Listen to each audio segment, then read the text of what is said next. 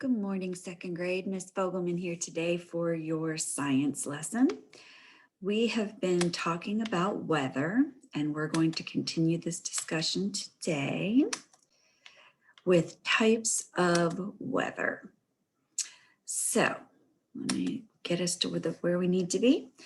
All right, so today is February the 1st, and our learning target is that students will be able to explain how energy from the sun serves as a source of light that warms the land, air, and water. Last week, we learned about certain weather conditions and how they affect us. Do you remember any of the weather words that meteorologists use? Okay, so last week we talked about weather words. The week before that, we did talk about weather tools. So just be thinking a little bit about some of the words that we were learning and what tools the meteorologists use to predict our weather. This week, we will learn more about the sun and how important it is. We are going to do this by watching a BrainPop video. Let me log in. All right, and make sure the volume is good. Yep. All righty.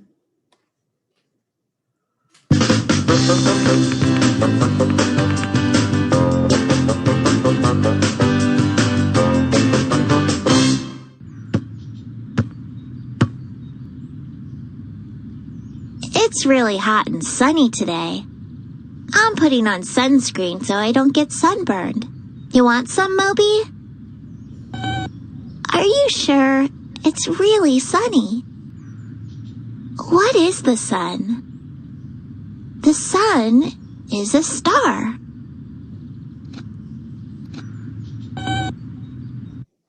A star is a body of hot gases that makes its own light and heat. The sun is at the center of our solar system, and all the planets orbit around it. The sun is the closest star to the Earth, but it's still about 93 million miles away. The sun is a lot bigger than the Earth. You can fit over 100 Earths across the middle. The sun is the largest body in our solar system, but the sun is just a medium-sized star. There are lots of stars that are even bigger. They just look small because they are farther away. Good question, Moby. What is the sun made of? The sun is made of burning hot gases. It's made mostly of hydrogen and helium gases. Right, Moby. Those balloons are filled with helium gas. Inside the sun, the gases go through changes, which give off a lot of energy. The outer part of the sun is about 10,000 degrees Fahrenheit. That's over 5,000 degrees Celsius. But the core, or center of the sun, is a lot hotter. It's about 27 million degrees Fahrenheit, or about 15 million degrees Celsius. Our oven at home only goes up to about 500 degrees Fahrenheit. Why is the sun important to the Earth? The sun always rises in the east and sets in the west. It gives our planet light and heat. Without the sun, Earth would be pretty dark and cold.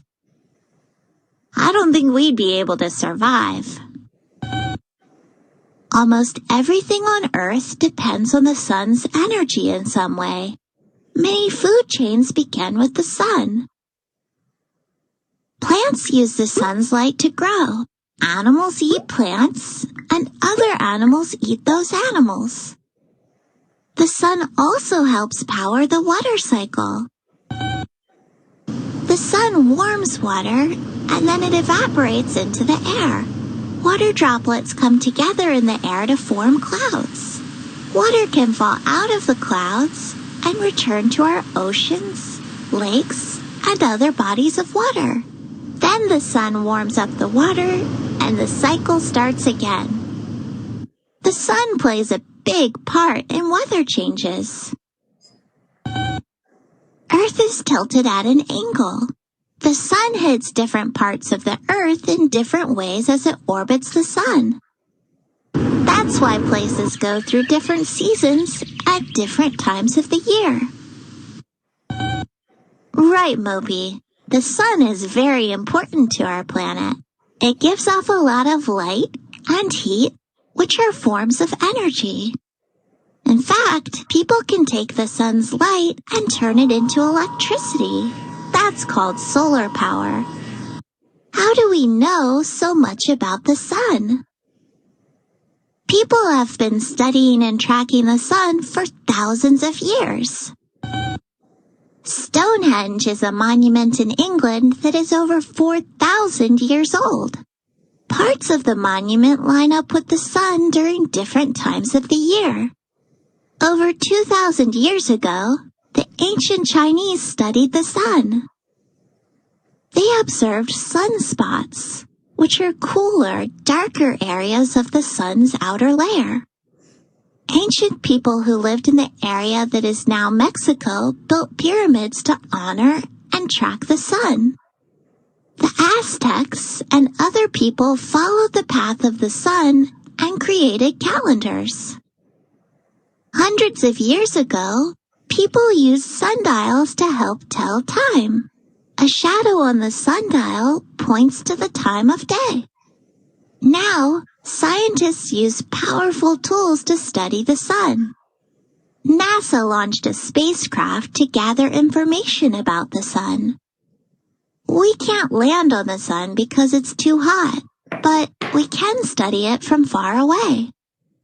Remember, you should never look straight at the sun. It can hurt your eyes. Instead, poke a tiny hole in a piece of paper and hold it up to the sun. Don't look through the hole. Cast a picture of the sun on another piece of paper. Anyway, Moby, you should put on sunscreen, or else you'll get sunburned. Uh-oh.